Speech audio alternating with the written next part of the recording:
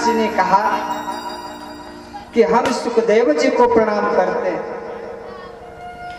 एक कथा आती है कि महाराज व्यास जी बहुत घनघोर तपस्या करते हैं। तपस्या करने के बाद भगवान शंकर जब प्रसन्न हुए, आए, कहा वरम ब्रूहि, वर मांगो, क्या चाहते हो? कहा प्रभु, जो मैं चाहता हूं ना उसको दे नहीं पाओगे। भोले शंकर ने कहा, ऐसी कौन सी चीज है जो मैं नहीं दे सकता हूं? कहा प्रभु, केवल एक ही निवेदन है, आपके चरण कमल में केवल एक ही निवेदन है कि हम आपको अपना पुत्र बनाना चाहते हैं, क्या हमारा पुत्र बन पाओगे? कहा पुत्र क्यों बनाना चाहते हो? कहा इसलिए कि जब आप हमारे पुत्र हो जाओगे ना तो आपको मैं भागवत पढ़ाऊंगा, श्रीमद् भागवत कथा पढ़ाऊंगा और उसी के द्वारा ये कलयुग के समस्त जीवों का उद्धार कराऊंगा, इसलिए आपको पुत्र के रूप में चाहता हूं। तो महाराज व्यास जी के लिए, सुखदेव जी के लिए लिखा है कि नंद नंदन रूपस्तु, ये स्वयं भगवान का स्वरूप है, भगवान का अवतार माना गया है महाराज सुखदेव जी का। तो जम प्रव्रजंतमनुपेतम अपेत कृत्यम।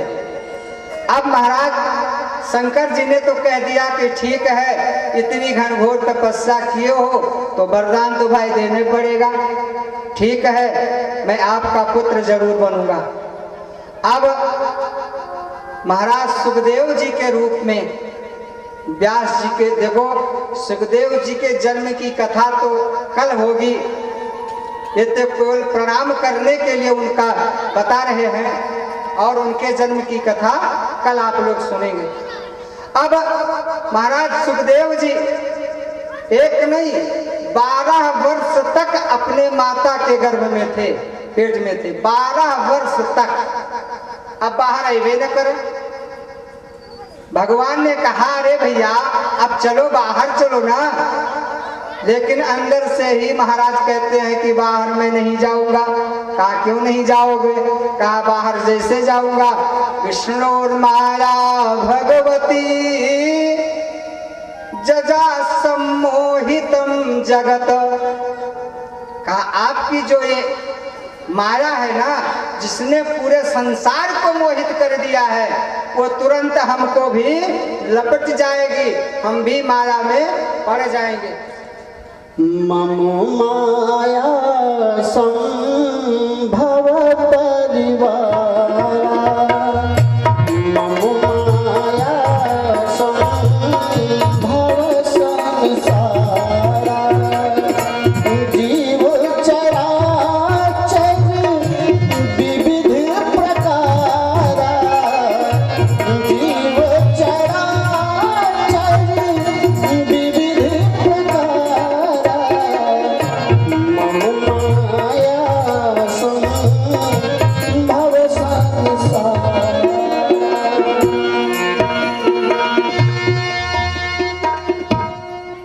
अब भगवान ने सोचा कि अब ये बाहर आएंगे नहीं तो काम कैसे चलेगा। भगवान कहते हैं बाहर आओ, कहते हैं बाहर नहीं आएंगे। ऐसे ऐसे करते करते जब ज्यादा दिन बीत गया तो भगवान ने सोचा अब चलो गर्भ में ही जाकर के इनको समझाओ, बाहर से मानने वाले नहीं है।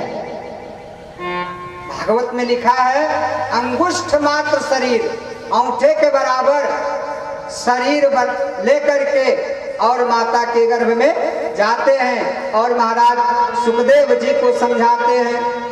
अब सोचो इसी अंगुष्ठ मात्र शरीर में उनका शंख है, चक्र है, गदा है, पद्म है, पीतांबर है, सब कुछ है। अंदर गए, कहा पर महाराज सुखदेव जी क्यों नहीं चल रहे हो? कहा प्रभु बाहर जाऊंगा माया लिपट लेगी, तब क्या करूंगा? अच्छा ये बताओ मैं बाहर क्यों चलूं? सुखदेव जी ने कहा कि बाहर क्यों चलूं, वहां क्या मिलेगा। कहा अच्छा ये जानना चाहते हो कि वहां क्या मिलेगा। अरे वहां पिताजी मिलेंगे, वहां माताजी मिलेंगी, वहां बुआ मिलेंगी, फूफा मिलेंगे, मामा मिलेंगे, मामी मिलेंगी, आदि आदि गिनाने लगे। कहा सब मिलेंगे। कहा अच्छा ये बताओ ये तो मिलेंगे लेकिन आप मिलोगे कि नहीं, आप बताओ। ये लोग तो मिलेंगे लेकिन आप मिलोगे कि नहीं। कहा भाई मैं तो नहीं मिलूंगा, और ये लोग तो मिलेंगे लेकिन मैं नहीं मिलूंगा। तो कहा मैं इनसे नाता जोड़ने के लिए नहीं आया हूं, मैं तो आपसे नाता जोड़ने के लिए आया हूं, इसलिए आपको मिलना पड़ेगा। कहा तो मैं नहीं मिलूंगा, कहा तो मैं बाहर नहीं जाऊंगा। भगवान ने कहा जाना पड़ेगा। सुखदेव जी ने कहा तो आपको मिलना पड़ेगा। कहा मैं नहीं मिलूंगा, तो कहा मैं नहीं जाऊंगा।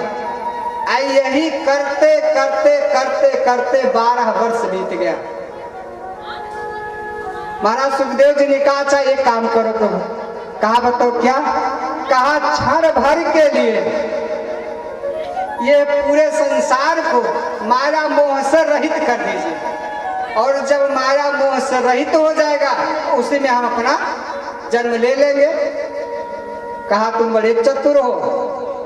अरे क्षण भर के लिए तो तुम अकेले नहीं, इस संसार में पता नहीं कितने करोड़ जीव पैदा हो जाएंगे, और तुम्हारे ही जैसे सब लोग भक्त हो जाएंगे, सब लोग वैरागी हो जाएंगे, तब ये संसार की सृष्टि कैसे चलेगी। कहा प्रभु तो अब क्या करें, यदि आप बाहर मिलोगे तब तो मैं बाहर चलूंगा, नहीं तो मैं बाहर जाने वाला नहीं।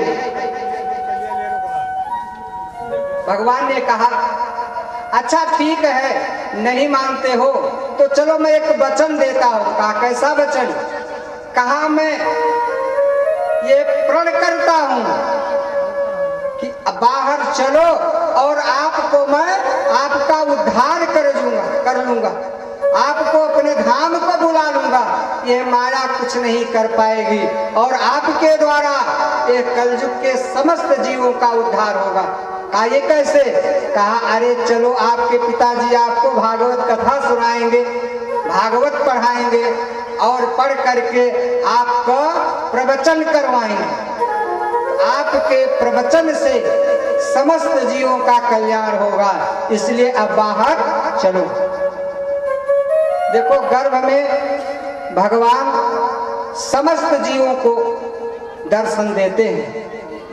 ऐसा नहीं कि केवल सुखदेव जी को दिए हैं, सबको, हमको भी दिए हैं, आपको भी दिए, सबको दिए हैं।